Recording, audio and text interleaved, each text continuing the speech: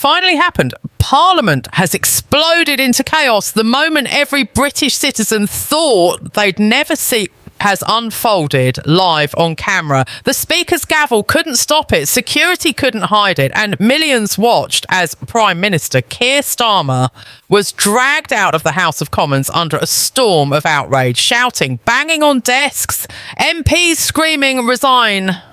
The chamber looked less like Parliament and more like a war zone. Outside, the streets of London trembled with fury, thousands of protesters chanting for Starmer to step down. The country had seen political scandals before, but never anything like this, because this wasn't just a debate gone wrong. This was a full-scale political implosion, one that would change the course of British history. It started as a quiet, almost ordinary day in Westminster. The agenda was simple, a session on government accountability. But from the moment the Speaker called the House to order, everyone could feel it. The tension in the air was electric. Conversations stopped. Eyes shifted. Something was about to happen. Even the journalists in the press gallery could sense it. A storm was coming. Whispers spread like wildfire across the green benches. Nigel Farage, leader of Reform UK, had obtained leaked documents that could expose secret government talks between Starmer's administration and EU officials about quietly rejoining migration programmes. If true, it would be political dynamite. When Farage finally stood to speak, the atmosphere shifted instantly. Even the Labour front bench went still. Cameras zoomed in, reporters leaned forward, and then, with a cold, steady voice, Farage said the words that would ignite an explosion. Mr. Speaker, the British people were promised transparency. They were promised sovereignty. Instead, what they got was deception. A wave of murmurs rolled across the chamber. Some MPs laughed nervously. Others shouted, lies! But Farage wasn't finished. He lifted a stack of papers, government letterheads glinting under the lights, and declared, we have proof that this administration has been negotiating behind Britain's back. While taxpayers struggle, this government's secretly prepared to reintroduce EU Labour quotas. Without telling Parliament or the people, the room erupted. Yells, jeers, chaos. Labour ministers jumped to their feet, shouting denials. The Speaker tried to restore order, but it was like shouting into a hurricane. Cameras captured every second. The tension was unbearable. Farage pressed on, unshaken. The Prime Minister has betrayed the trust of this nation. He promised control, but delivered surrender. So I ask him directly, will he deny these talks, or will he finally tell the truth to the British people? And then silence. Every head turned towards Starmer. Every lens zoomed in on his face. For a moment, he looked calm, composed. But then something snapped. Starmer slammed his notes on the dispatch box. The sound echoed through the chamber. He rose from his seat, eyes blazing, finger pointed across the room. You're a liar, he shouted. Gasps filled the air. You've built your career on hate and division. You're the last person to lecture anyone on integrity. The Speaker immediately stood. Order, Prime Minister, control yourself. But Starmer ignored him. His voice rose, cracking with anger. You disgust me. You poisoned this country with your lies about Brexit, and now you dare to stand there and accuse me of betrayal. The room was pure chaos. MPs on both sides yelling, banging desks, shouting over one another. The Speaker's gavel struck again and again, but no one listened. Prime Minister, resume your seat, he demanded. Still, Starmer refused. He pointed again, shouting, this man should not even be in Parliament. And then, the moment no one expected, the Speaker's tone changed, cold, finale. Standing Order 43. The chamber went silent. Those words meant only one thing, expulsion. The Speaker had invoked his ultimate authority to remove any member, even the Prime Minister, from the chamber for disorderly conduct. Starmer froze. His expression shifted from rage to disbelief. You can't be serious, he muttered. But the Speaker didn't blink. The Prime Minister will withdraw from the chamber immediately. A murmur swept through the MPS. Two security officers stepped forward. The entire nation watched live as the Prime Minister, the most powerful man in Britain, stood motionless, powerless. Cameras caught every second. This is outrageous, Starmer said weakly, but his voice was hollow now. The officers moved closer, quietly asking him to comply. Starmer hesitated, then finally lowered his head. The chamber stayed deathly still as they escorted him toward the doors. Each step echoed like a verdict, and when those doors closed behind him, Parliament exploded. Shouts, cheers, disbelief. For the first time in British history, a sitting Prime Minister had been removed from Parliament under Standing Order 43. Outside, the chaos spread instantly. Crowds began to gather around Westminster, the news spreading through social media like wildfire. Within minutes, chants filled the air. Resign! Resign! People poured into the streets, waving flags, holding signs that read, "You lied to Britain." The nation was no longer watching a government, but it was watching a collapse. Sky News anchors sat speechless. BBC replayed the footage in stunned silence. In living rooms across the country, people watched as their Prime Minister was escorted out like a disgraced official. The footage flooded TikTok, YouTube and X. Hashtags exploded. Hashtag Starmer meltdown. Hashtag PM thrown out. Hashtag Standing Order 43. By dawn, the world had seen it. CNN called it unprecedented in British democracy. The Telegraph ran the headline, "Starmer's rage, Britain in shock." The Prime Minister's authority had evaporated before the entire world, and this was only the beginning. The footage of Keir Starmer's furious outburst and removal from Parliament spread faster than any political scandal in modern history.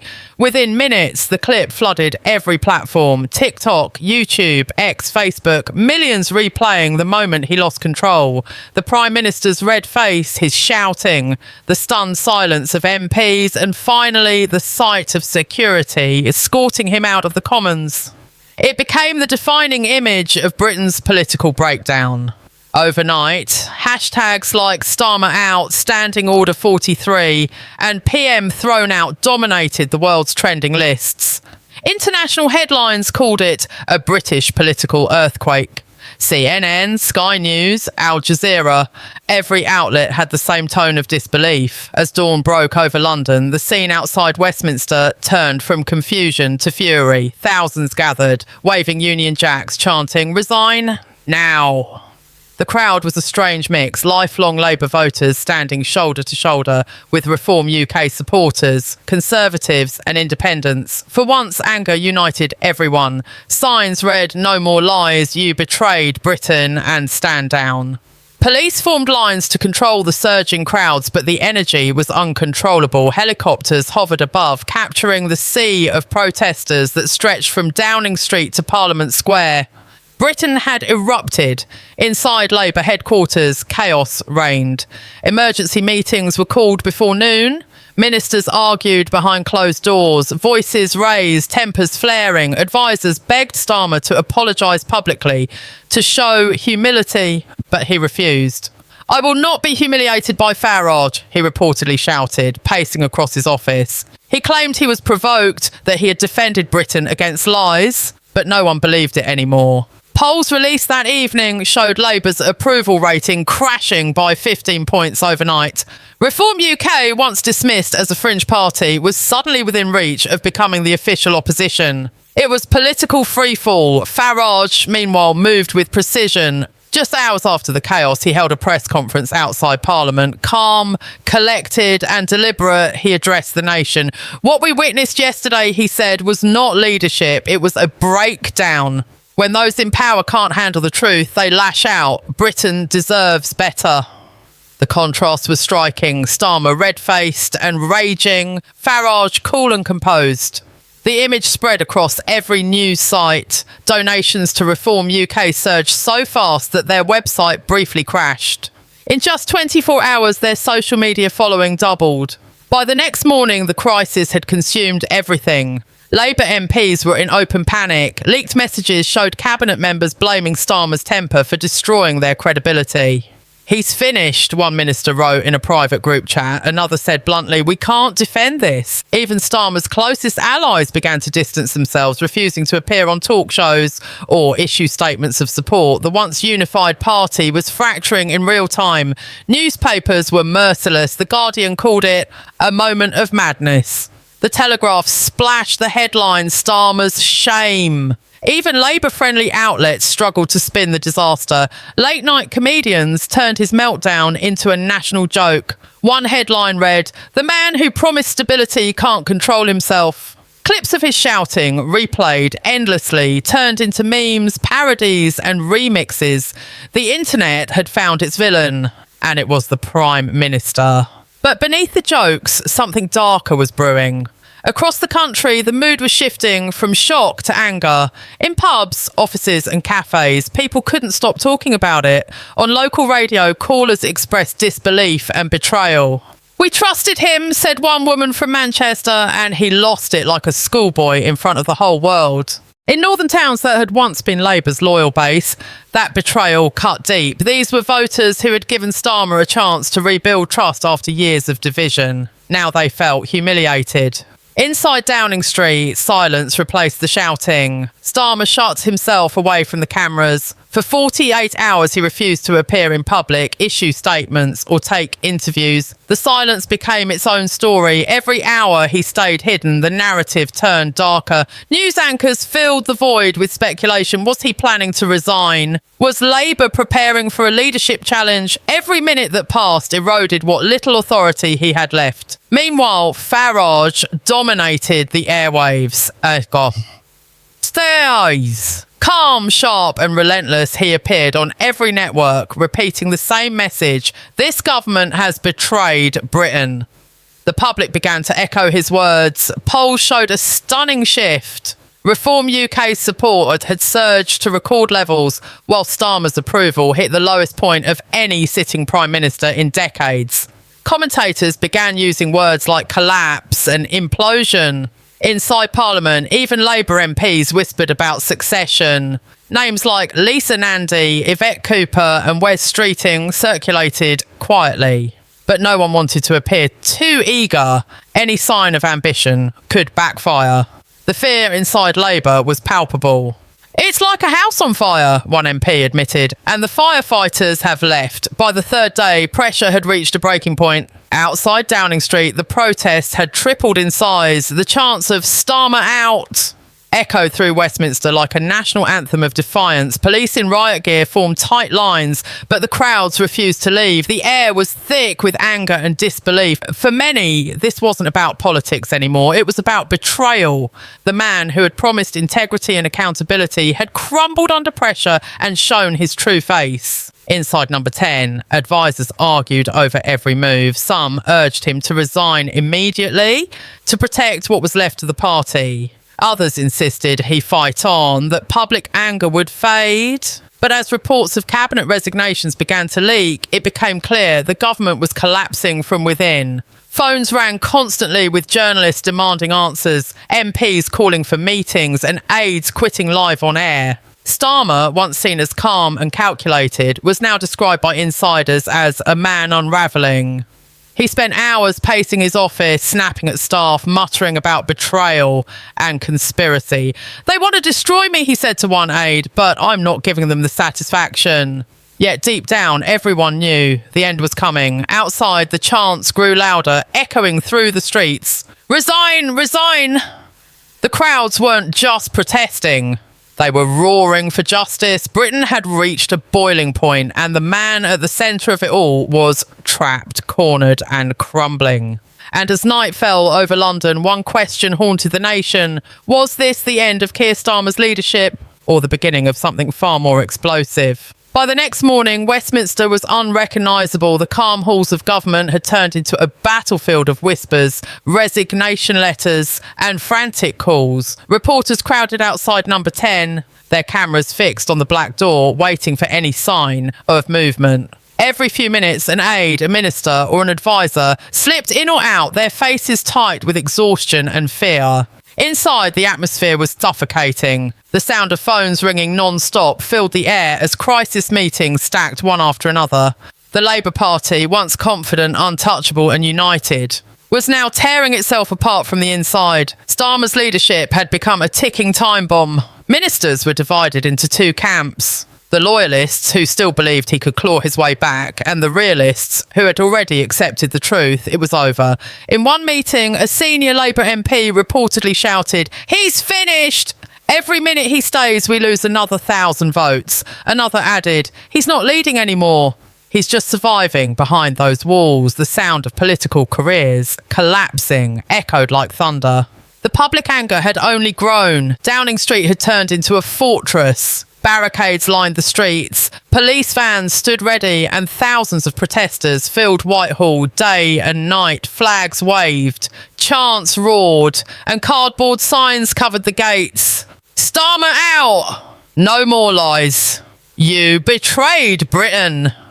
The crowd wasn't just angry, it was relentless. Videos of the protests flooded social media, millions sharing the same message. The people had lost trust in their Prime Minister. Starmer's team tried to regain control. Press releases were drafted, statements rewritten, but nothing worked. Every word sounded hollow. Every attempt at damage control only fueled more outrage. When he finally appeared on camera after 2 days of silence, his voice was tense, his hands trembling slightly as he addressed the nation. I understand your frustration, he said, but I will not resign. I acted out of passion for this country and against lies meant to divide us. The reaction was instant and brutal. Commentators called it the speech of a man in denial.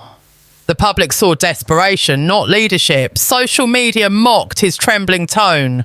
His defensive words, hashtags like hashtag not my PM and hashtag Starmer denial began trending within minutes. Even sympathetic journalists admitted privately that the damage was irreversible.